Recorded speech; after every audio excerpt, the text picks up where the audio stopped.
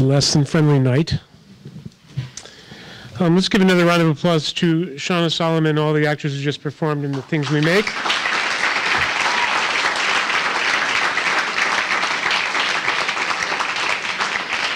It's so great to see imagination kind of used in a way that's so impactful. My name is Alan Buckman, or Bushman, whichever you prefer. I'm the producing artistic director of the Culture Project. It's my privilege to welcome all of you to the theater. Clearly, I'm reading this. I don't usually do that. On an important night of activism and conversation about drone warfare under our initiative, Blueprint for Accountability. We're here tonight to help craft a response to the growing violence of drone warfare at home and abroad. And it's only going to get worse. And believe me, the Bushies now feel they have the moral high ground because, our current president has extended the acts of violence, and yet he appears as our friend. So it's a little more difficult to fight the battle when there's not an identifiable enemy. And I never thought I'd be looking, fondly back at the days when Dick Cheney was part of our administration, so we could have a face to point as an evildoer. So our response is a little trickier. So let's think about how we can, bring together and applaud the things that he's doing well, and really hold him to task for the things that he's, veering from the course of a just society. I'd like to thank our partners tonight for helping make the evening successful.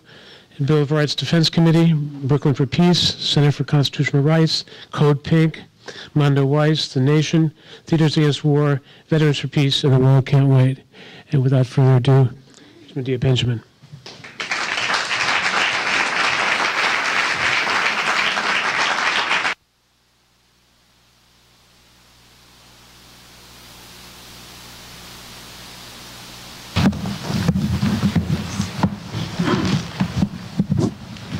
Hi, everyone. My name is Nermeen Shaikh. I'm a producer at Democracy Now! And also a weekly co-host. I want to thank the Culture Project for organizing this extremely important and timely event and discussion. And I want to thank Shana Solomon, whom I've not met, although I hope I have the pleasure of meeting her later this evening, and perhaps we can even hear from her. That was an extremely powerful piece that we just saw.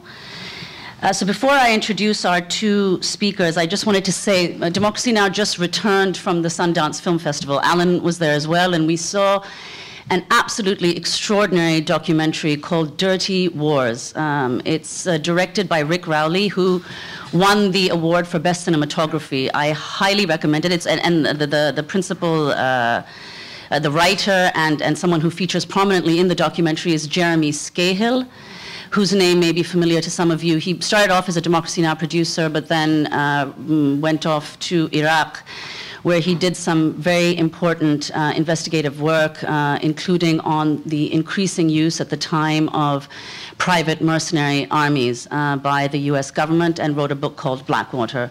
And this is his film, and he's also writing a book on the same topic, Dirty Wars. It looks at covert wars that the US is waging, which includes night raids and drone strikes in places like Yemen, Somalia, Pakistan, and Afghanistan.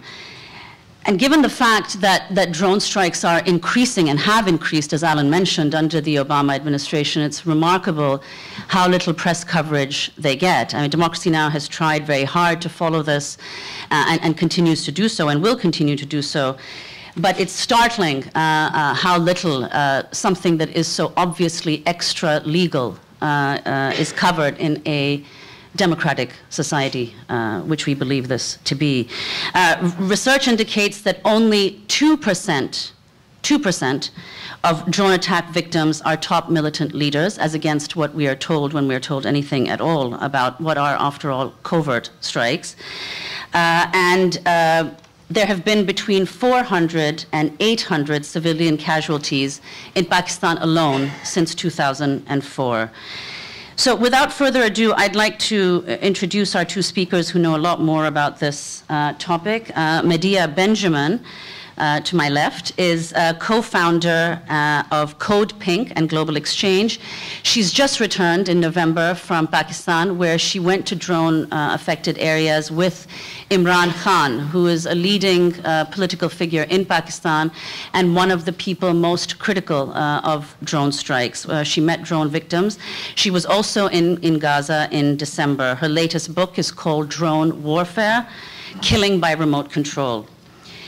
To my right is Sarah Knuckey. Sarah Knuckey is one of the co-authors of an extremely important report, which I also urge you all to look at. We had Sarah on Democracy Now! As well. She's the co-author with Stanford Law School and New York University Law School of a report called Living Under Drones. She's the director of the Project on Extrajudicial Executions at NYU's Law School, and she's recently been appointed advisor to the new UN Drones Inquiry, which was just launched last Thursday. So I'd like to begin by asking Sarah about this report, Living Under Drones. Can you say a little about what you found and the kinds of people you spoke to in Pakistan, how many people, and how this report brought out things that we were not previously aware of from the other research that's been, however, limited on drone strikes? The starting point for us in doing this research was that if you only read US media, US press about these issues, the overarching narrative we have from anonymous officials quoted in the Washington Post or the New York Times, or most analysis of the drone strikes, is that they are extremely surgically precise, is the phrase that's used over and over. And very rarely do you ever read accounts in any detail of any civilian harm whatsoever, or any of the broader impact, or any of the downsides. So what we wanted to research was, if this is the starting point in a program that is completely unknown and covert to us, the public, what can we find out? So we went to Pakistan and spoke with a large number of NGO experts, journalists who work in the areas, people who said that they were injured in drone strikes, whose family members were killed in drone strikes, to ask them about the impacts. We looked at a very small number of strikes in a lot of detail to see what kinds of evidence could be obtained about any alleged civilian casualties. And then what we realized in speaking with people was that while the impacts there were, of course, civilian casualties and injuries, that the impacts, the sphere of the impact was so much broader than that. And that was the piece that was, until that point, almost wholly unreported in the US press, at any rate. So for us, four main concerns come out of this work. First is that there is significant evidence of civilian deaths and injuries from US drone strikes. We're talking only about Pakistan, the Bureau of Investigative Journalism, which has been collating all of the media reports on each of the drone strikes over the years. Their estimate is that between 2,500 and 3,500 people have been killed in Pakistan. Of that, they say that 400 to 800 people have been reported as civilians. The harm beyond that is what we really focused our investigations on. That means that when a person is killed in a drone strike, it is also the family that suffers. If a man was killed in a strike, who now is going to pay for the school fees of his children? If a house was destroyed of a civilian, who is going to compensate the family who now no longer have a home? People have become afraid in certain areas to gather together in groups because the understanding is that a number of strikes have taken place against militants gathered together in large groups, and so people are afraid that this might be a signature of militant activity. One of the most troubling impacts that came out from speaking with humanitarian workers at international humanitarian organizations who had worked in the area. They said that because of the risk of double taps or a second strike after a first strike, that their organization prohibited them from doing medical rescue work at a drone strike zone within 6 hours. And these are medical doctors who were prohibited from attending to a strike zone because of the risk or the fear that they might themselves be subject to a second attack. The third and fourth concerns are around strategic and policy considerations. Are the strikes making us safer, or Pakistani civilians living in these areas safer overall? Here, the evidence is very ambiguous.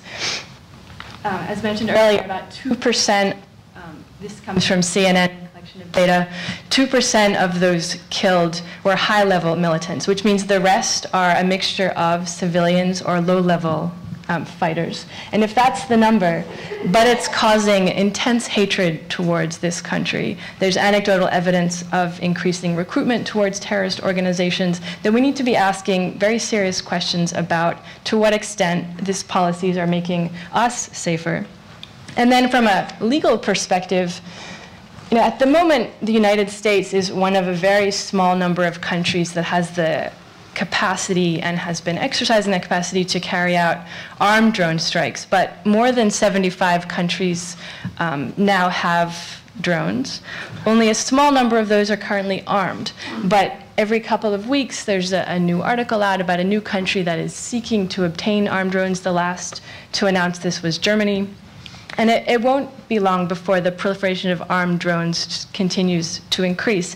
In this context, the precedent we have being set now is that one country is being allowed to kill whoever it says are its enemies, and some of them certainly are and may be, but it is allowed to kill whoever it says are enemies in another country with zero public accountability, with zero transparency, and there's no oversight on top of that. And if that's the precedent that we are setting, and if the international community doesn't rein that in, then we're saying to all other countries that this is an acceptable policy, that you can go into another country and kill whoever you say is an enemy, and no one is allowed to ask you the legal basis, any factual basis, who is this person, or to do any post-strike investigation to see if there were, in fact, any civilian casualties.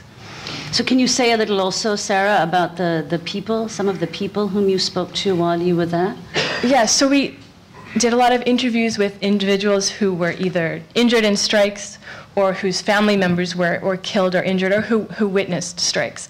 Some of the most striking of the interviews, one in particular with a humanitarian worker who had worked in the area. He had also actually was in New York on 9/11, and so he was relating to us the kinds of fear that he had felt right after 9/11. And he said, I remember right after the towers were hit, the fear that we all had, that we didn't know what was coming next. And he said, when I worked in Fatah, where the drone strikes were, even though I was a humanitarian worker, and of course, the safest person in the region, actually, he knew that rationally, but when the drones would fly, he just would say, I never know if the intel is wrong, or if they might misfire, or I'm near someone who is the target, but I'm collateral. And so he said, whenever they were flying, that he would feel terrified. And he said the fear was a similar anticipation that you just don't know, and there's nothing he or others could do to protect themselves in that area. And Medea, you just returned from Pakistan in November, and you traveled with Imran Khan. Can you tell us a little about the areas you were in and the people whom you spoke with?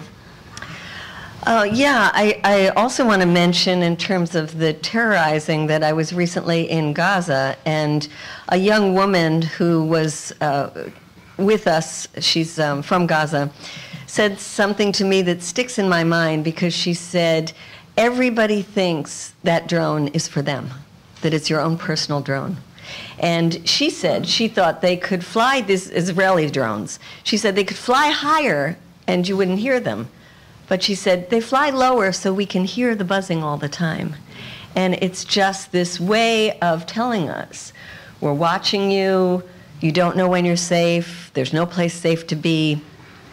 And so I think one of the great things about the Living Under Drone study was to get out that we are using terrorism to fight this war on terror, and terrorizing people in the process.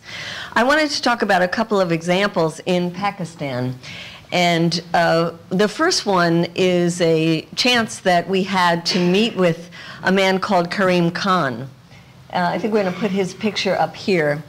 Karim Khan is a journalist. In fact, he's worked for Al Jazeera and a number of other media outlets. He lives a lot of his time in the capital city of Islamabad, but his home is in the tribal areas in Waziristan. And one night, he got a call in the middle of the night. It was actually on December 31st of 2011.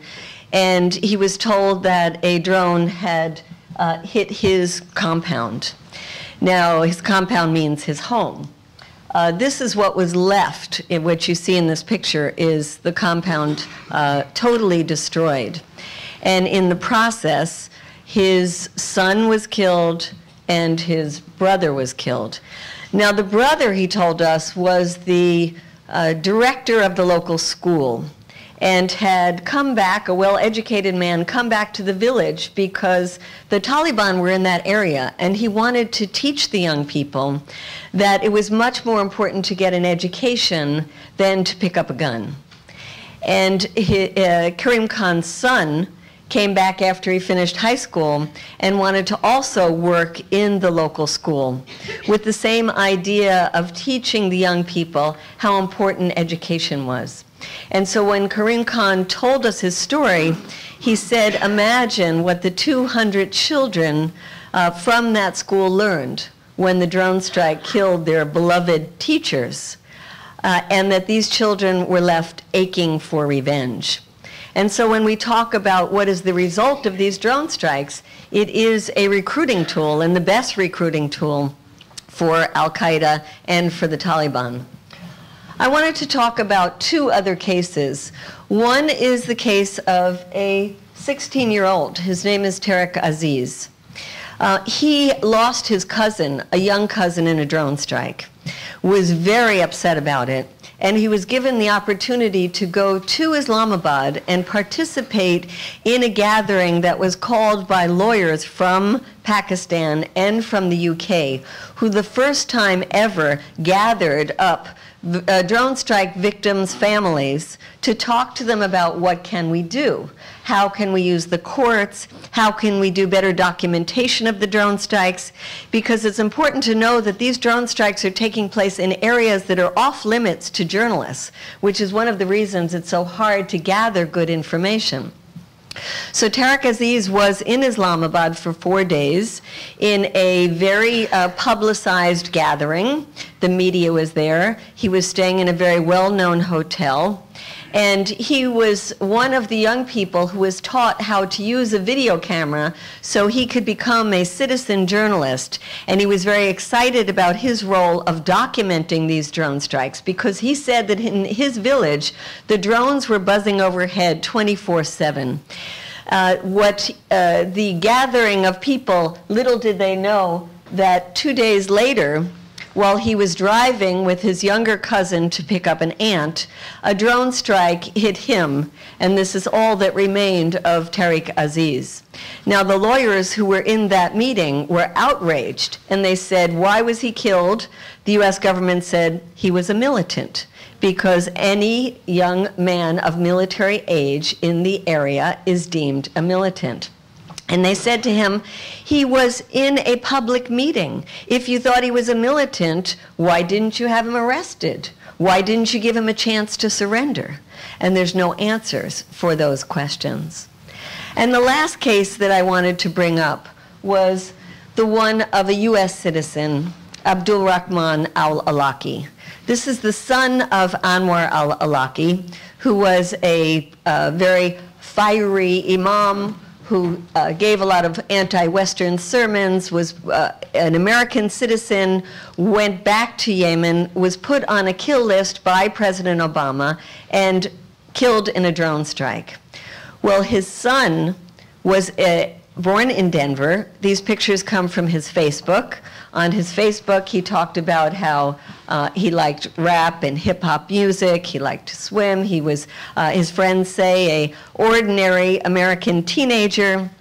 When he was taken back to Yemen to live with his grandparents, he was having a cookout one evening in the ancestral village with a bunch of young friends, all teenagers, when he was hit, and the whole group was hit by a drone strike.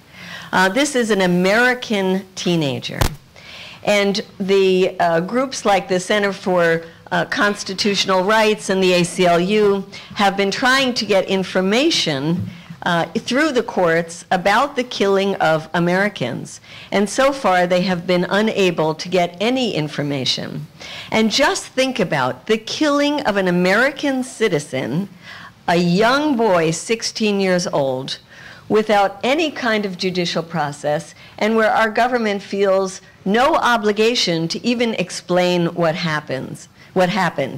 And I just want to put it in the context of President Obama when Trayvon Martin was killed. Remember that? Trayvon Martin from Florida, and how he was killed by George Zimmerman, and it was so horrible that President Obama himself stood before the media and said how awful this was, and said, if I had a son, he might have looked like Trayvon Martin.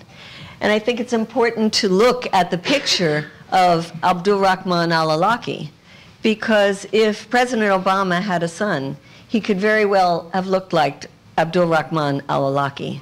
And yet there is no sympathy for the killing of this young man. And as I said, absolutely no explanation. Yeah, that's a very good point. I wanted to, that it's important to point out that the U.S. is not at war with either Yemen or Pakistan where these drone strikes are occurring. On the contrary, these countries are allies of the U.S. So I wanted to ask Sarah to comment on what Medea said, and on the legal bases, not only of the drone strikes in general, but in particular the case, and this is actually what Medea talked about, Anwar al-Awlaki and his son. They were killed within 2 weeks or 3 weeks of one another last fall. What it means that the U.S. government is targeting U.S. citizens abroad. The al-Awlaki one is interesting because there's actually a number of legal cases there, and they really highlight the absence of any path to have any real accountability here. So it was found out that al-Awlaki, the father, was put on a kill list, and this was known before he was killed, and so the Center for Constitutional Rights and the ACLU sought to challenge that in court. The case was thrown out. He was then killed, as was his son, and then there was another lawsuit challenging the legality of that killing. That one's still ongoing, but the government's response to the lawsuit so far is to say this is a political question, meaning these questions about whether we are at war, who we are allowed to kill under what circumstances, are only for the executive. They're not for the courts to decide. Because of the inability really to use U.S. courts to address targeted killings or drone strikes, there have been attempts to use courts in other countries as well. So in Pakistan, there have been a number of lawsuits, all ongoing, attempting to hold both Pakistan and U.S. officials to account. Pakistan on the basis that it has obligations to its citizens to protect them. There was just a case recently thrown out in the UK where the plaintiff was seeking to hold to account any British authorities who provided intelligence information to the Americans on the basis that if they knew that they were providing intel to carry out targeted killings, that they also had legal liability.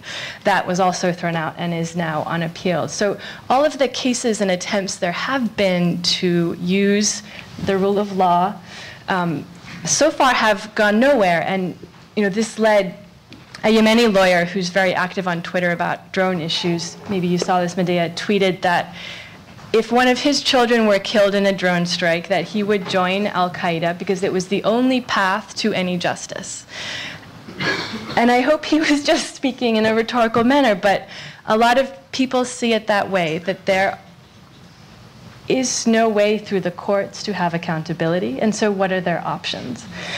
There's been some fantastic reporting from Yemen by McClatchy Papers. Unfortunately, we don't see this kind of reporting in the New York Times or the Washington Post, but a strike there that killed a man in November last year, just outside of the capital, a well-known individual, unknown whether or not this person had a link to al-Qaeda or other terrorist groups, but he was killed in a drone strike. The reporters went to the area shortly afterwards. The entire village was saying to him, we all know this man. He's previously been arrested and released. This is not a faraway area where police can't access. If you thought that he was a terrorist, why didn't you just come and arrest him? And all the quotes from the individuals, family members, neighbors were saying, America preaches rule of law, but to us this looks like hypocrisy.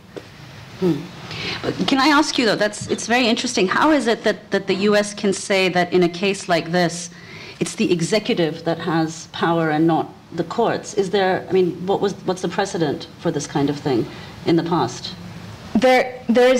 It's a constitutional separation of powers question that for matters of war making and decisions under war, that it's for the executive and that the courts can't come in and question those decisions. The bigger issue here is, of course, are we at war? And who gets to decide and what does that mean? So I'm hesitant often with non-lawyers to speak about the legal frameworks because I think it's the most boring aspect of all of this. But it's crucial to determining the legality of a lot of the strikes engage extremely complex, for lawyers, questions. And the legal issues, they get conflated, they're very badly reported. So it's important to sort of quickly lay it out. There's two separate issues with the legality of any of these strikes. One is it lawful to use force in the territory of another country? That's one set of questions that is about the legality or illegality of interstate use of force. Is it lawful for the US to use force in Afghanistan or Pakistan or Yemen? That's one set of questions. The rule there is no. States are sovereign. You are not allowed to violate that sovereignty, but there are exceptions to that, including if the state consents. So as Yemen, for example, has consented to US drone strikes in Yemen, there's no violation of Yemeni sovereignty. Pakistan is more complicated. They, for a long time, were in the public saying that they did not consent, but then it later came out from WikiLeaks cables that it appeared there was a kind of covert consent. Now they are, again, extremely public, saying that they do not consent, that the strikes are a violation of their sovereignty, and that the strikes are counterproductive. But the US might also be able to use force in Pakistan if it can show that it's necessary for self-defense. The test there is that in the face of an imminent threat, that the US is allowed to protect itself through the use of lethal force. That's one set of questions. Another set is whether killing a particular person is lawful vis-a-vis that person, regardless of the violation or not of state sovereignty. And this is why it matters so much whether or not we're in war. If there is in fact an armed conflict, then the rules of international humanitarian law apply. And they do permit a state to kill members of a group with whom it is in an armed conflict. That is separate from the law that applies in peacetime, which is human rights law, which prohibits all killings unless they're strictly necessary to protect life. This is why it's so important, this question of are we or not in war and with who, because that determines for most of the strikes whether or not they're lawful. Well, then there's also the issue about is it legal according to the US law? And there the justification is that this is all part of the authorization for the use of military force. You remember that piece of legislation that was passed in the haste of the post-9/11 attacks where Barbara Lee was the only congressperson who voted against that? You all remember that? Some of you remember that? And that said specifically, it's people who were involved in or associated with the attacks on 9/11. Now we are killing people who maybe were 9 or 10 years old at the time of 9/11. And it even seems that today with the discussion about expanding drone surveillance and possibly attacks into Mali and other parts of Africa, that they are already justifying that on the basis of that same piece of legislation, the authorization for the use of military force. So it stuns me as a non-lawyer, but somebody who actually thinks the rule of law is supposed to apply, that the Obama administration, run by a constitutional lawyer, let's remember, is continuing to stretch this authorization for the use of military force and to stretch the idea of what constitutes an imminent threat in terms of the international law. Well, Medea, the constitutional lawyer you mentioned was, as we all know, inaugurated for his second term last Monday. And of course, he didn't mention the secret drone war at all in his inaugural address, but he did say that a decade of war is now ending and that lasting peace does not require perpetual war. At the same time, he's nominated John Brennan to be the director of the CIA. John Brennan, as some of you may recall, was called by some the assassination czar. He was the first Obama administration official to publicly confirm drone attacks overseas and defend their legality. Can you comment on this nomination and what it might suggest is coming in the second term of Obama's presidency? Well, it's astounding to me that somebody like John Brennan, who was unconfirmable in 2008 when he was first proposed because of his intimate involvement under the Bush administration in the CIA and his known advocacy of enhanced interrogation techniques and of extraordinary rendition, that when he was proposed back then, he was deemed unconfirmable, and so he withdrew his nomination. 4 years later, when he not only has that history, but add to that this past involvement, in fact, being the mastermind of this drone program, somebody who what I would say has been involved in acts of murder in these last few years, and suddenly there doesn't seem to be a lot of controversy about this nomination.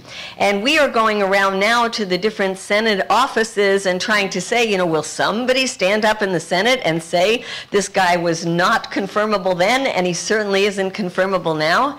And we can't find so far a senator who will stand up to that. And what does that say about our Congress? What does that say about how far we have strayed in the last 4 years under the Obama administration? Because if this were happening under the Bush administration, there would just be so many people yelling and screaming about it, and certainly the legal community would be doing so. And now we have more discussion and more debate about Chuck Hagel, who's getting his nomination confirmation hearings next week, than there is about John Brennan. So it astounds me. John Brennan's confirmation is happening on February 7th.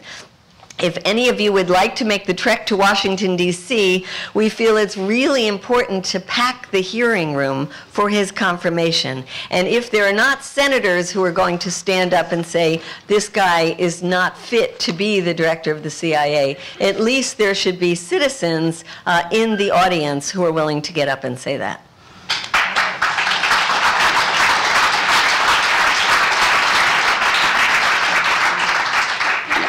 On that note, Sarah, can you explain how it is that the UN decided to launch an investigation into drone attacks? What pushed the UN to do so, and what do you expect will this committee will do? Yeah, just quickly though, on the morning of the inauguration, there were strikes in Yemen. That's right. 3 people were killed, I believe. Right? Reportedly. Yeah. Again, will there be an investigation into that? You know, but we really have to ask what it means that there were strikes the day that the president said that the war is ending. And does this mean that the strikes will stop, or that they will not apply the laws of war and they will apply the very strict rules of human rights law, which would make most of the strikes unlawful, it appears on the available evidence? Or does it mean that war no longer means, or rather that if drones are used, that it's not war? But to go to your question, the UN has been involved in looking at drone strikes since the very first ones in 2001, 2002. The first one actually was referred to by the UN as a clear case of an extrajudicial execution. It was a strike in Yemen. Since then, there have been investigative missions to Afghanistan and to the United States to look at particular sets of raids that were targeted killings, or to ask broader policy questions around drone strikes. Through most of that time, most of the countries involved have not been very cooperative and have essentially refused to answer in any depth any questions, saying that the UN officials doing that work didn't have the right kind of mandate or the right kind of jurisdiction to ask those questions. And that, however, over the last year, it seems has been changing. So in June this year at the Human Rights Council, which is the human rights body of the UN composed of states, Ben Emerson, who's a British lawyer, and he has the mandate to look into issues of human rights and counterterrorism and report to the UN on those issues. He raised some of the issues about where's the accountability for drone strikes, and a number of countries asked him through the Human Rights Council to investigate particular cases or patterns or policies and to report back to the General Assembly on what he found. What he said at that time was, there's clearly a need for an investigation. As with all human rights violations or alleged violations that happen in any country, the first place where investigation should happen is at the national level. There's no need for international inquiries. In theory, most of the time, it's up to domestic mechanisms to investigate. And so he put the onus on to the United States and saying, well, this is what everyone is alleging. It is time to investigate them, but nothing happened since then. So late last year, he announced that the UN would be undertaking investigations into issues of the relevant legal frameworks that apply to the killings in various countries. And he also decided to take a very close look at a subset of strikes, so between 20 and 30 perhaps, to look at the kinds of evidence available to see whether there is a need for a war crimes inquiry of a much higher level. So he'll be taking information from victims, families, NGOs, certainly officials from the United States, from Pakistan, from Yemen, from Somalia, from Israel, to see what can be found out and to bring all the data together. And he'll be reporting to the General Assembly late this year. And Medea, you've done a lot of work around this issue. I mean, going to Pakistan. Can you say a little about what people are doing, both to raise awareness of the issue, because we've just talked about the fact that very few media cover it at all, and McClatchy, as you mentioned, and Democracy Now! What are people doing to raise awareness of the issue, and how did you come to organize this trip to Pakistan, to all of these areas, which in some cases is quite difficult to get to? Yes, quite difficult to get to. In fact, going up to the tribal areas, they told us they hadn't seen Americans there in 10 years. And it was quite frightening to go. We had a delegation of 34 people. And I say frightening because the U.S. ambassador came to meet with us at our hotel in Islamabad before we were going to go in the caravan to warn us not to go. He had his security person come and tell us not to go. The day we were going to leave, he sent me an urgent message, said I had to meet with the security people. And they said, we have credible evidence that the Taliban are going to try to blow you up. And I asked, could we get any idea who that credible evidence is? And he said, of course not. And I talked to the group, and amazingly enough, everybody except one person decided they still wanted to go. So it was a remarkable group of people who went, and getting up to this area where the only thing they have seen from the United States since 2004 is drone strikes and a real hatred of Americans. An important thing to know of the hatred of Americans, it crosses ethnic lines, class lines, ideological lines. There is a study that was done that said 3 out of 4 Pakistanis consider the United States their enemy. That's 133 million people. That's pretty dangerous for our security. And I wanted to read a quote that General McChrystal said the other day that you might not have caught. He was doing an interview on Reuters, and he said, "What scares me," him, the general, about drone strikes is how they are perceived around the world. The resentment created by the American use of unmanned strikes is much greater than the average American appreciates. They are hated on a visceral level, even by people who have never seen one or never seen the effects of one. So, it's not like our military doesn't know what's going on. So Nermeen asked about what's being done. First, I think it's important to say what's being done in the places that we are using those drone strikes, and that is a lot of mobilizing, a lot of protests.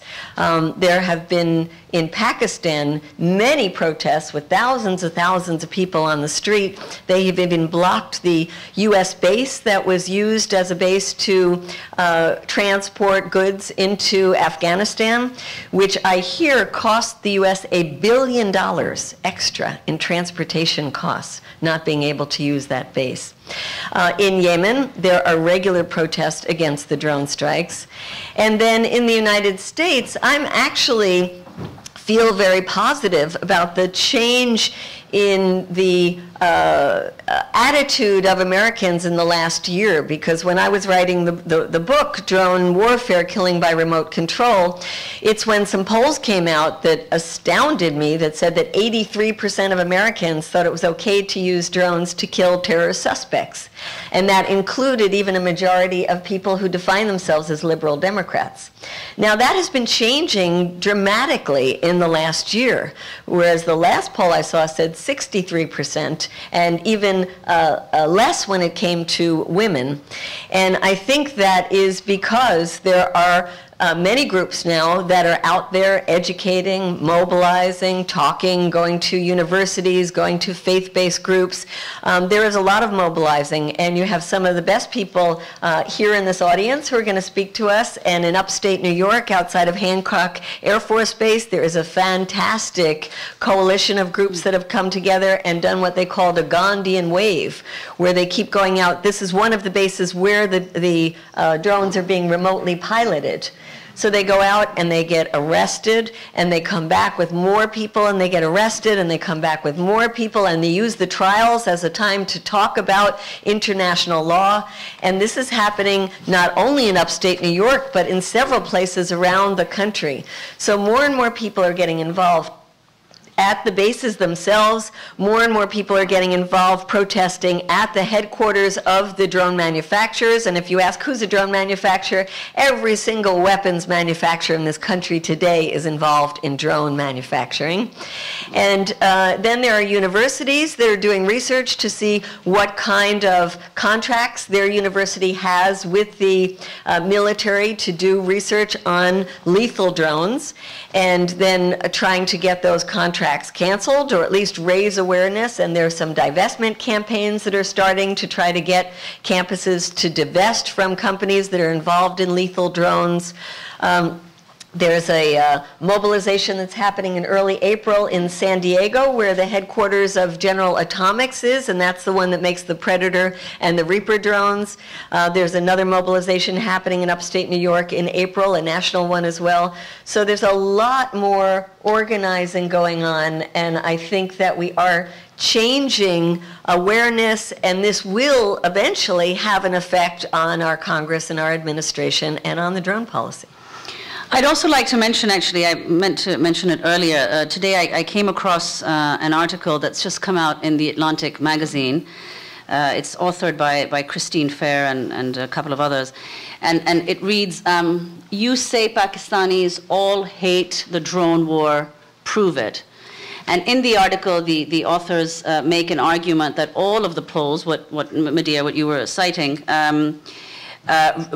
basically rely on inaccurate or insufficient data to conclude that Pakistanis are opposed to these drone strikes. So I think it's not only a question of the fact that drone strikes are not covered in general, but that the coverage they get is not necessarily uniformly one thing. In other words, one of the most problematic points she raises, or they raise in this article, is that a large number of the people who are interviewed only have access to either the Urdu language press or the vernacular press. And therefore, those people are less informed than people who have access to the English press, because the English press gives a more complicated picture of what drone strikes are about.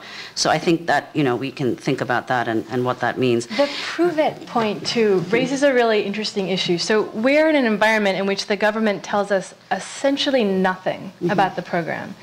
In court, they refuse to even acknowledge it exists. There are strikes on a weekly basis. There are never official statements about who was killed or how. Anything we do know about decisions, how decisions are made, and the nature of the program all comes through either excellent journalism or by anonymous leaking to journalists. In that environment where there's a complete black hole of information, when people do come out and alleged victims say, you know, my leg was blown off in a drone strike, or my mother was killed, or my child was killed, the critical response to that often is, prove it. Prove that you were a civilian. And a lot of people will say, in fact, many of the people, Medea, you met with, Sarah, that you met with, in fact, are Taliban or Al-Qaeda who are making up stories. You know, it's propaganda. So we have this fascinating reversal in which anyone who was killed or injured was guilty, and then it's up to them or their family members or NGOs to prove innocence, which is A, impossible, and B, the opposite of what it should be. The case should be that if you're going to kill a person, that you have met a standard that, in fact, you know, satisfies basic due process, and if there are credible allegations of civilian harm after the fact by family members or others, that the government has to answer those. Well, it's quite Orwellian, and I decided when I came home from Pakistan that I was so incensed. We gave a couple of examples to the ambassador in Pakistan, the US ambassador, and we said, here's 3 cases. Just give us the information about these 3 cases, what really happened. And one of them was Tariq Aziz. And so a member of our delegation, a Pakistani who was a lawyer that is investigating these cases, he got a call from the US Embassy, and they said, can you put me in touch with Tariq Aziz? We would like to interview him. And this lawyer, Shahzad, said, you killed him. He's not around. For an interview. So I thought when I came back, I wanted to find John Brennan and get a chance to talk to him. So I thought, I wonder if I can find his house where he lives. And started just doing a little Google search, and I have no particular skills at all in this. And I found a John O. Brennan. And I thought, okay, there's probably a million John O. Brennans, who knows? But you know what? I'm going to go to his house. What the hell? It was a Sunday afternoon, a nice ride into Virginia, Herndon. So we took a ride over to this place. And I went up to the door, and I knocked on the door. And who should answer but John Brennan? And like my heart was like, and I looked at him and I said, John? And he said, yes. And I was like, I really didn't expect to find this guy. I didn't know what to say at that point. And I said, well, I just got back from a trip and I wanted to talk to you about it. And he's looking at me and his wife is coming to the door and he's like, a trip? And I said, yeah, to Pakistan. And then you could see his face like what, ashen, like what is this woman coming to my house to do? So I got a chance to chat with John Brennan at his house. And the first thing he said to me is that we were being manipulated. That's what he said. He said there are virtually no innocent people that have been killed, and we are being manipulated. So it's that kind of Orwellian thing that you were talking about, Sarah, that we have to prove something that we can't prove because this entire program is secret. And that's another Orwellian thing when I went to the court to where the ACLU was arguing with the government over getting information, and the government is saying, what drone program? What drone program? You have no proof that there even is a drone program. So that's how crazy this whole thing gets. And one other tidbit that shows how insane this is that people on the Intelligence Committee in the Congress have not even been able to get copies of the legal memos that give the U.S. justification for this drone program, and particularly for killing Americans overseas. And there was a letter that Ron Wyden, a senator on the Intelligence Committee, put out in terms of what he's going to ask John Brennan. That's a very angry letter, and it says, for 2 years, I have been asking you for these legal memos, and I'm on the Intelligence Committee. Do you think you could hand over these legal memos? And the other thing he says is that for years I've been asking, could you tell me what countries we are using lethal drones in? Because I have not been able to get that information. So imagine this is who's supposed to do oversight, and they can't even get this basic information. I'd like to ask, actually, both of you, because it seems kind of logical or commonsensical. I mean, you quoted General McChrystal, Medea, and the piece that we saw by Shana Solomon suggests the same thing. And your report, Living Under Drones, suggests that these drone attacks are actually increasing the likelihood of violent attacks against the US, in other words, as revenge. It seems to be a completely logical thing to think for everybody. But the fact that they're increasing these drone strikes, that there continues to be no oversight, and at the same time there seems to be some sense from people like General McChrystal that this is a situation that is, I mean, it's eternal war for eternal peace, as against what Obama said in his inauguration. So could you comment on that?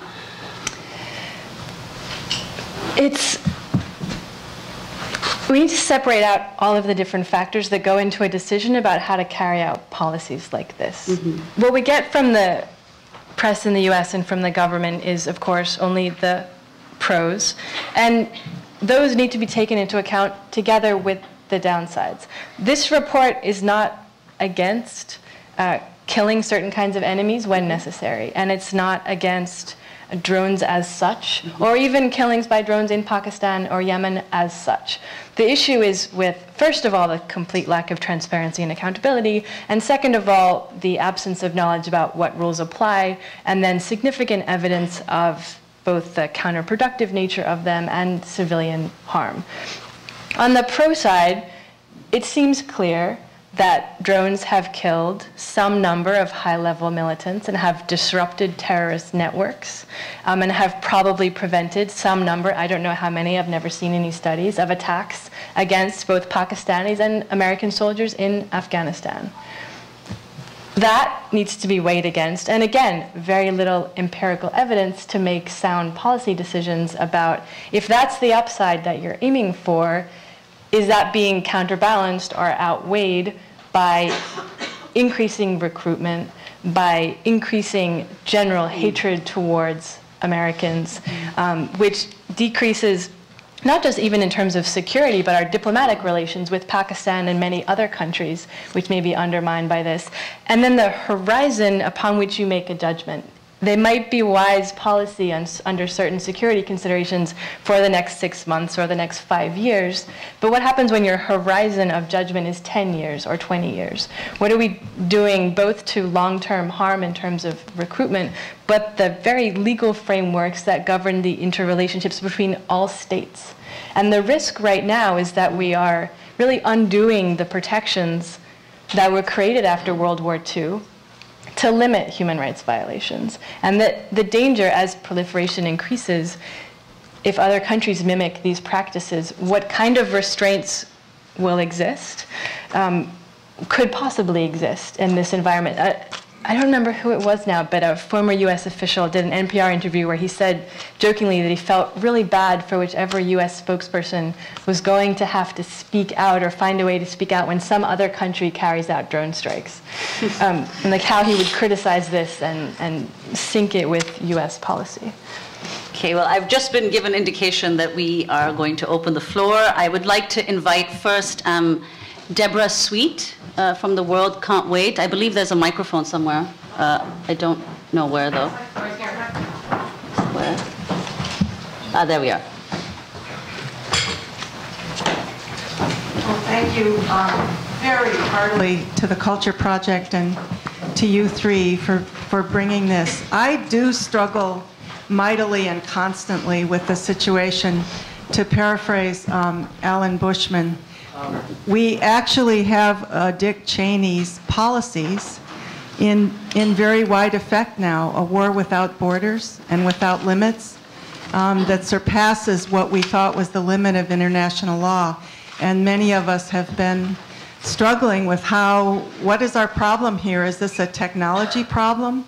Is it the problem of drones as it was the problem of napalm or B-52 bombs.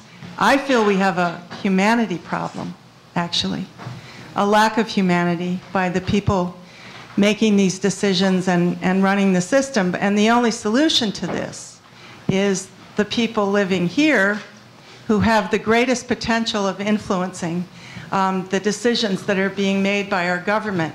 And I thought, before I give you some specifics, I'd say that I thought Medea's point about Trayvon Martin is really applicable. You think back to February 26th of 2012 when Trayvon Martin was killed by George Zimmerman. None of us knew about it. We didn't know about it for a month, and the only reason we knew about it was because his parents refused to accept the fact that he was killed in cold blood with no charges against George Zimmerman. And when they started speaking out, actually a groundswell of protests swept this country. Even in New York City, many of us probably were out there protesting. And it was at that point that Barack Obama finally said something about the humanity of Trayvon Martin. So what's the parallel here?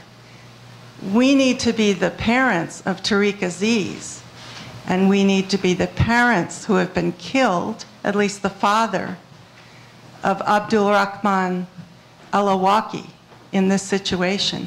We need to be speaking out for the people whose lives are being wasted in this, on the one hand, secret drone program run by the CIA, and also the program run by the military. So there are things that are being done.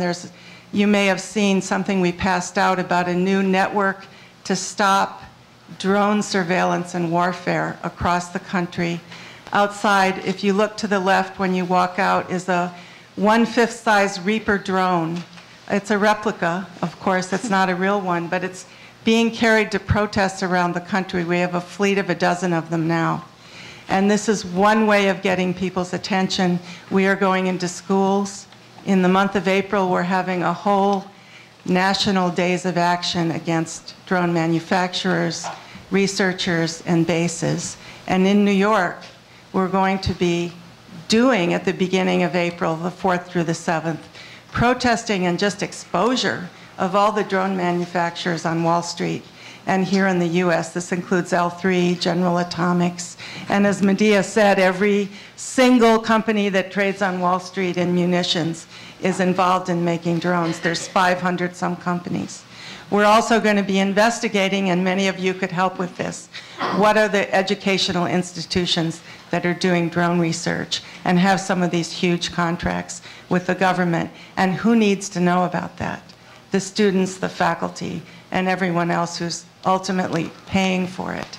And then at the end of the month, in New York, we'll be going up to Syracuse, to Hancock Air Force Base, and we'll be participating in that wave of protest because it is the closest base at which these drones are piloted all the way across the world.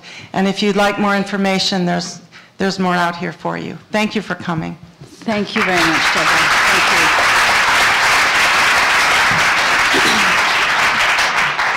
And questions from the floor, please raise your hands. I can't quite see. This gentleman in the front. If you could just go to the microphone, if you don't mind. There's somebody at the mic, if you can see him there. Oh, I'm sorry.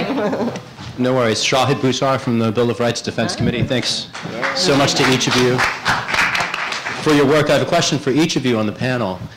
So for Sarah, I'm curious about the Lederman-Barron memo that the Attorney General talked about a year ago at Northwestern Law School. And you spoke before about the absence of transparency and accountability. And I just wonder if you could riff for a little bit on the value of secret intra-executive checks without any judicial process at all, and to what extent that should give us actual comfort about the legitimacy of these operations. Medea, I was struck by your story. I believe it wasn't Tariq Aziz, it was the first gentleman whose house was obliterated, I think, on December 31st, 2011. That was the same day that the NDAA was signed. And wondering if you can connect the dots between the war on the Constitution abroad and the war on the Constitution domestically and the way that that impacts the rights of the people in this room.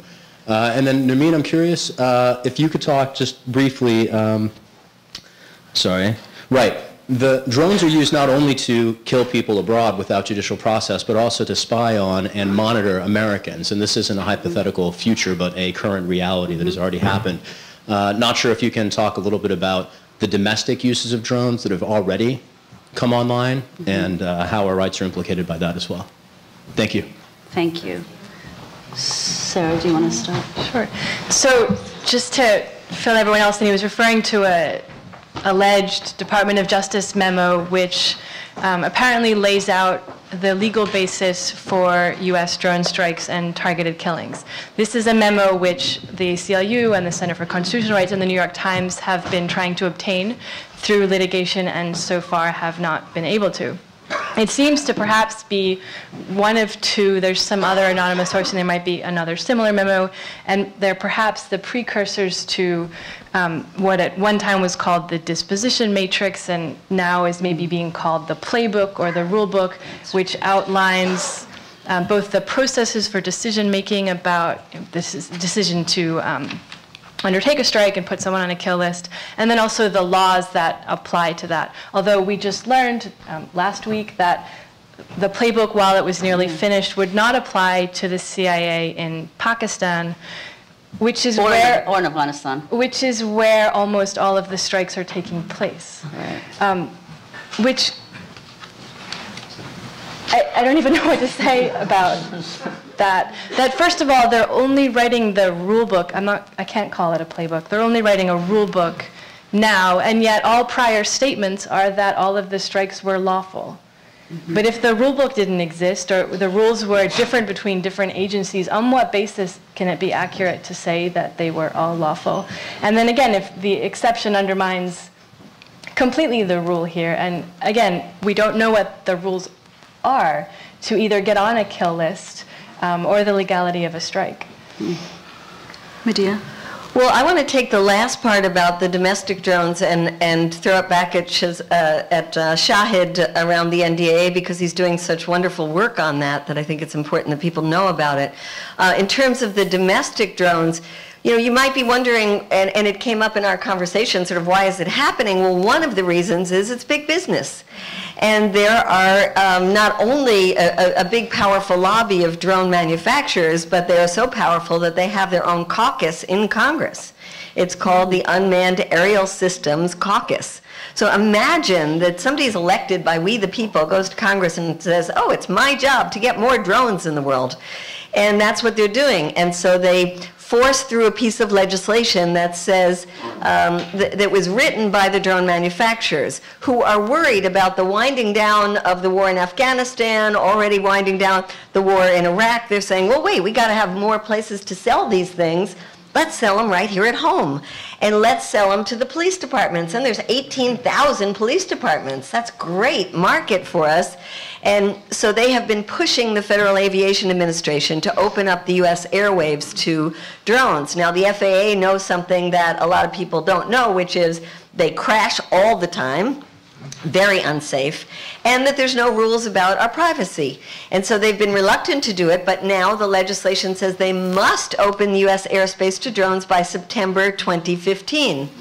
And there are already several dozen police stations that have gotten their testing permit from the FAA. And you might say, but you know, all these police departments are getting budget cuts. Where's this money coming from? Coming from Homeland Security. And Homeland Security is giving grants to police stations to buy these drones and then to train their officers to use them. So it's very worrisome if you are somebody who cares about civil liberties and all of the civil liberties that have been taken from us since 9/11 already. You should be extremely concerned about the prognosis that there will be 20 or 30,000 drones in our airspace in the next decade. And communities are starting to have a discussion locally, meet with their police departments, put rules in place. The ACLU is getting involved in different communities to say, if you're going to use these drones, they must be used in this way, and there must be guarantees for privacy and safety. And then there are no drone resolutions that some groups are trying to pass. And all of these can be found on our website called droneswatch.org. And there's a wonderful organization, the Electronic Frontier Foundation, that is collecting all this information from communities to keep in a database. So you might want to check that out as well. And I'll just add very briefly, because there are lots of people who want to ask questions, to what Medea said. You know, it's not just that, I mean, the use of drones is very problematic, and I think the point you made is very important, which has to do with weapons manufacturers, et cetera. And we've had, I think his name is Stephen Graham. He's an academic in Britain. We had him on Democracy Now! A few months ago. And he talks about, in his new book, I think it's called The New Military Urbanism, the increasing militarization of police departments. And some of the things he talked about, I mean, I was utterly stunned, and I tried to keep my looking utterly stunned off air, but it was really shocking that these police stations in the US, just local in, you know, wherever, I don't know, Idaho and, you know, Nebraska, I mean, places you'd think, there are police stations. I'm not being precise, they're just some states, that's not probably factually correct that it's Idaho and Nebraska, are acquiring tanks, automatic weapons, and drones. So, I mean, you have a sense, and that police officers are increasingly coming to resemble military people. Now, what does that mean? What does that mean for, I don't know, a democratic polity? Anyway, I'll now, please. Yeah, this is a suggestion. Thank you for a really great event tonight. I'm really glad I made it. I was just thinking, you know, it would be nice going forward for the Culture Project to reach out. Like, for example, tonight we were talking a lot about Pakistan, a bit about Yemen. Reach out to the Pakistani and Yemeni communities in New York, because I'm making an assumption from glancing around that there aren't many Pakistanis or Yemenis here tonight. So, you know, like South Asian student groups on campuses, local businesses, Urdu language media, Arabic language media. So I apologize, that wasn't really for the three of you up there, but there's this little place, Lahore, I think it's called. I think it's on Crosby Street, right by Housing Works Bookstore. So I was thinking about stopping there for chai, you know, when I leave here tonight. And it was just sad to think that, you know, the Pakistanis in that place probably have no idea that this event is going on right now. Mm-hmm. And they're literally, you know, just a couple blocks away. So just trying to give some constructive, you know, criticism. Thank you. Sir, please. Thank you for your discussion. My name is Bud Carrozza. I would just like to make 2 points. First, you're talking about the American government. The American government is run by thousands of people like us who are sitting here in the audience. They don't make policy. It is the Bush administration being followed by the Obama administration, which is waging these wars. The second thing is, I wish that there had been more of a historical perspective leading up to this discussion about the drones.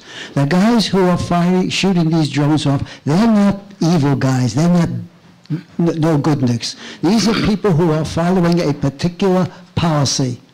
And I think that this should be discussed, because it is not just the legal points that are being involved in. This is also a moral question. Why are American troops in these countries, which lead to the use of drones? Thank you. Would you like to comment? Yeah. Actually, drones are being posited as an alternative to American troops on the ground. And it's part of a recognition by those in power in the Obama administration that the American people are tired of war. The American people are tired of seeing Americans being killed, and they don't understand what for.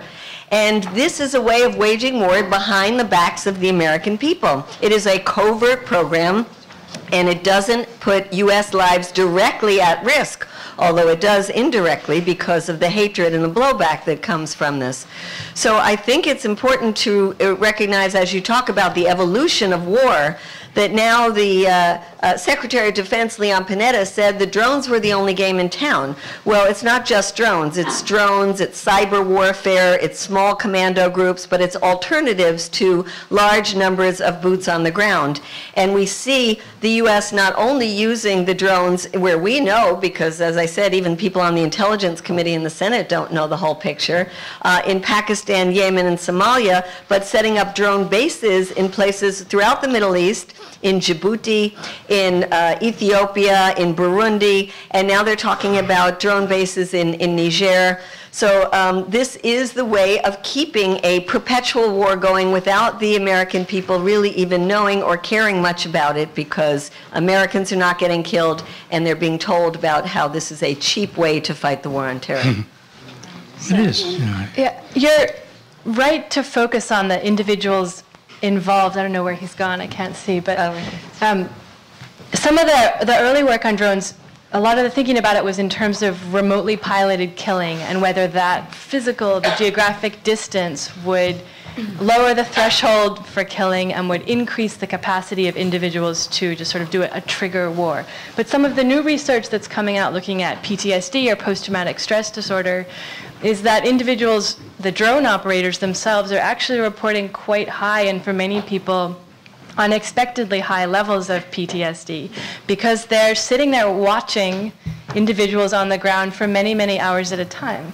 And some of the footage they have is very close up. They watch, a family or a group over many hours, perhaps many days or weeks. They follow their behaviors, then they watch the strike, and then they watch it afterwards too. And so they see a strike after, which is very rare for a pilot actually. And then they leave and go home. So part of the question here also is, what impact is it having upon the people we're asking to carry it out for us? I have a chapter in the book on drone warfare about the pilots, because I think it is important, and I've had a chance to talk to a number of them, both outside the bases as well as on Twitter, just kind of putting the word out there, anyone want to have a conversation.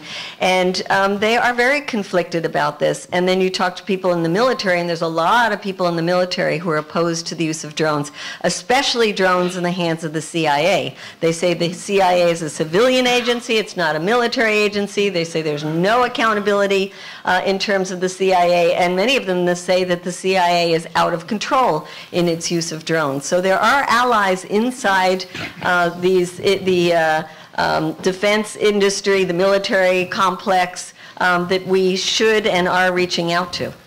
And I'll just make one short point. Thank you so much for bringing up the question of history. I think it's important to see, and this is just a suggestion, drone warfare as a slight variation in what the U.S.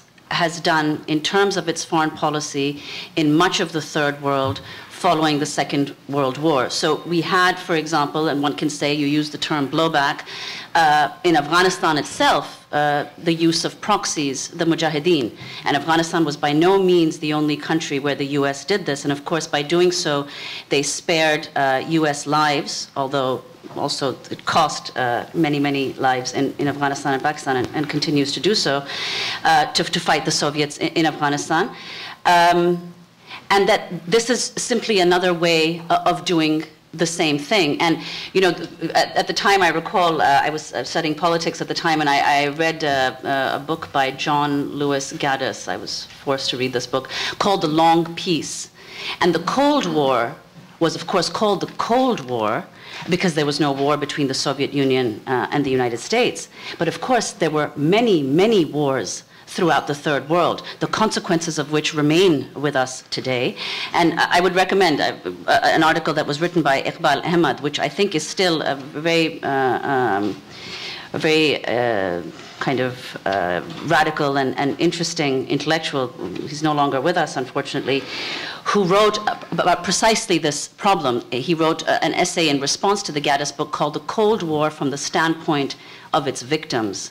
So much like this period can be considered, as Obama can say, war is not required for a period of perpetual peace. This may be considered a period of peace for us here, but it is considered a period, it has been for decades, period of perpetual war. Please, after. Yes. Yeah, a couple of things. First, you mentioned 75 countries besides the United States are in the drone business. Have any of them achieved what we have at this particular point?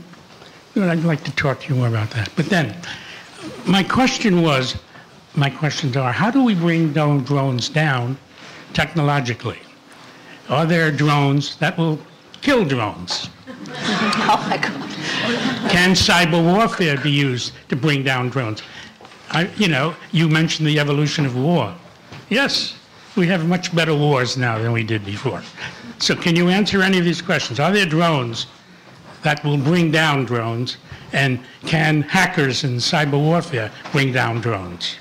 Yeah, sure. Well, first, in terms of the countries that have drones, the majority of them are buying them from Israel. Israel is the #1 exporter of drones. Yeah, but mostly those are for watching, looking. Yes, but so the ones who already have armed drones are the U.S., Israel, China, Russia, the UK, and France. Well, that's a good sampling. And many more are getting them, as Sarah said, Germany being the most recent one, Italy, Turkey is trying very hard to get armed drones. But so they are all, the Predator and the Reaper drones were originally a reconnaissance drone. Yes. And then they were weaponized. So, and then your other point, can cyber warfare can you bring them down? Well, the Iranians insist that they brought down a very, very sophisticated U.S. drone, and then a professor with $1,000 worth of equipment from the University of Texas in Austin showed how he could bring down a drone. Well, that's great.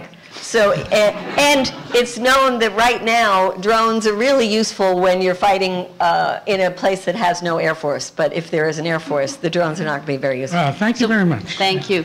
We only have time for 1 or 2 questions, so may I just ask that you keep it brief so we can get as many as possible. Thank you. I was just curious. Obviously, these are engendering a great deal of hatred in the world. In the past, we have been hearing, mostly from our press, that people make a differentiation between the activities of our government and the people of the United States. Is this being erased? Is the hatred of Americans widespread, that if you're an American, you're considered to be culpable?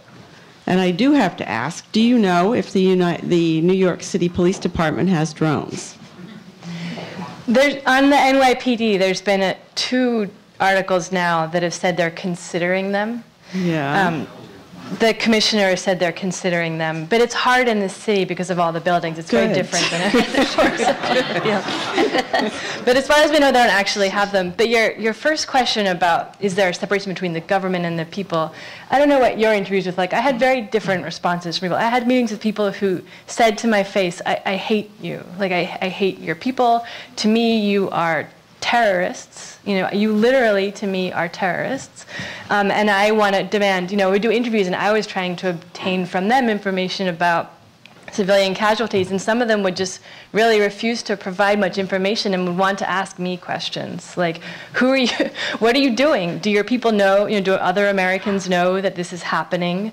Is it ever reported in your press? If so, why did the people permit it to happen? These kinds of questions. But other people, of course, would strongly separate the actions of the government from the population.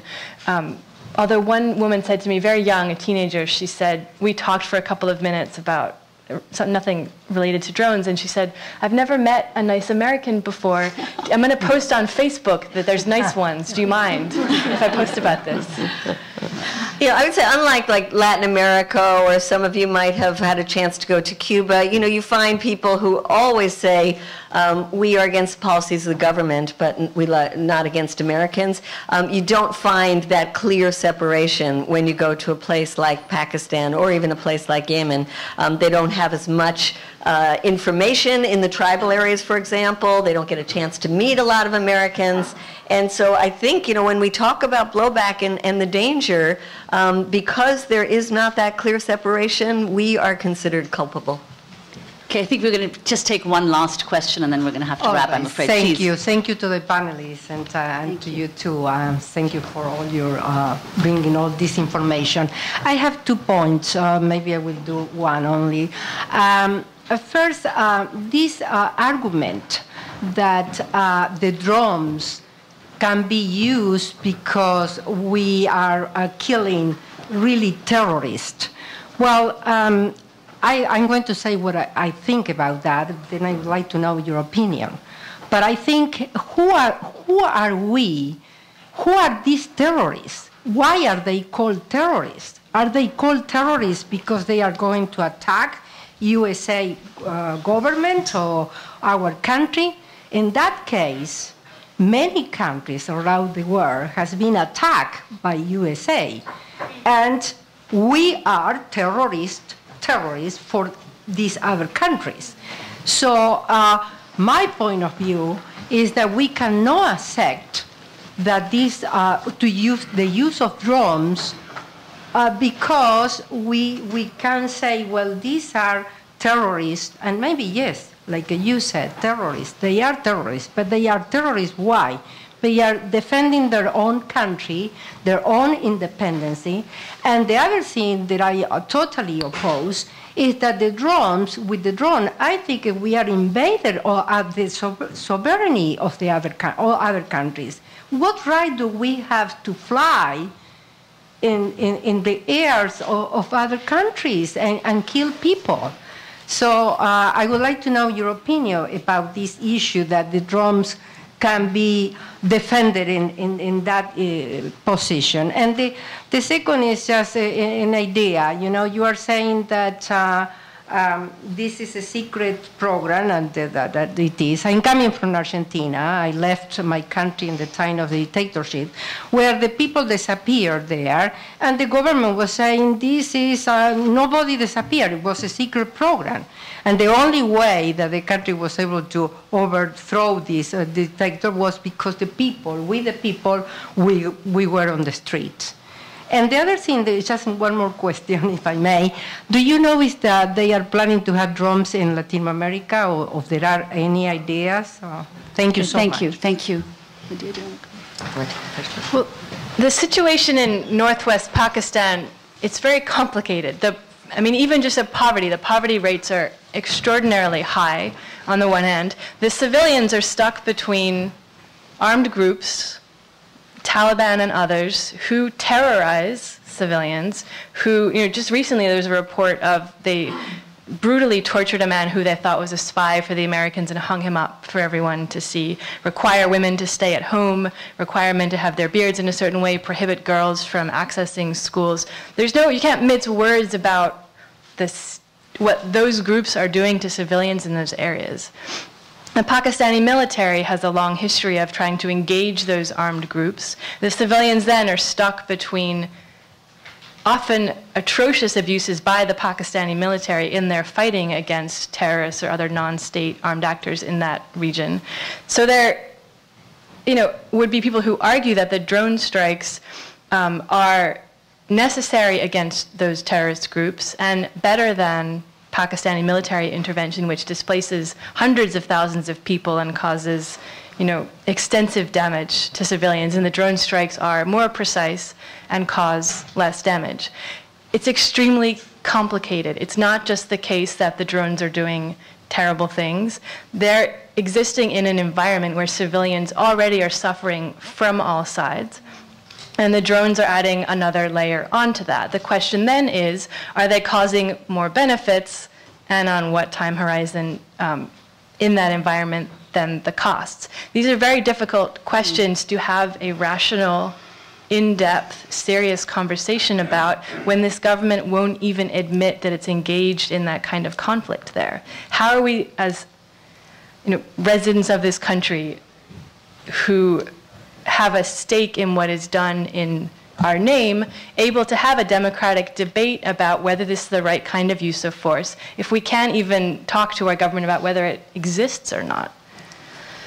So I think I take a different position from Sarah on this, in that why are people in Pakistan trying to move into Afghanistan to kill American soldiers? Because American soldiers are in Afghanistan. And if they weren't in Afghanistan, they wouldn't be trying to kill Americans in Afghanistan. So if we got out of Afghanistan, that would solve a lot of our problems. Yes, there are terrible people doing terrible things, and I want to support women all over the world. I want to support democracy movements. I want to support the building of schools for girls to go to. When we were there, Malala Yousafzai, who you might have heard of, was shot in the head, and we immediately went to every single protest against the Taliban for doing that, and want to start a program of schools, not drones, because what can we do for people that would help them improve their lives? We can do things like build schools, help them build schools for girls. But occupying countries like Afghanistan is not the way to do it, and using drone strikes is not the way to do it either. So I think that we have to have a much more determined effort to say that the U.S. military should protect us here at home and not go around the world creating enemies, and that our foreign policy should be to support democracy movements around the world, and one of those things would be to stop selling weapons to dictatorships like Saudi Arabia, the largest weapons sale in history is to Saudi Arabia now, $60 billion.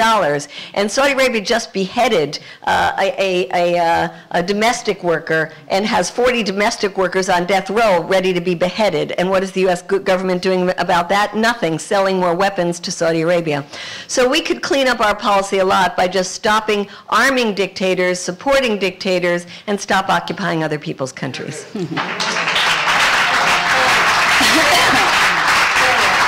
On that note, how can a drone be a benefit? Okay, I'm sorry. Can we? I'm afraid we have to close the. Benefit that kills. She didn't say that. She did. I would like to thank, on behalf of the Culture Project, both Medea Benjamin and Sarah Knuckey, and thank you all for coming. Thank you.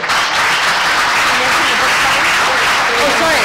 Oh, yes, and Medea will be signing books outside after the event. And please sign up on the CODEPINK sheets so that we can stay in touch with you. Thank you.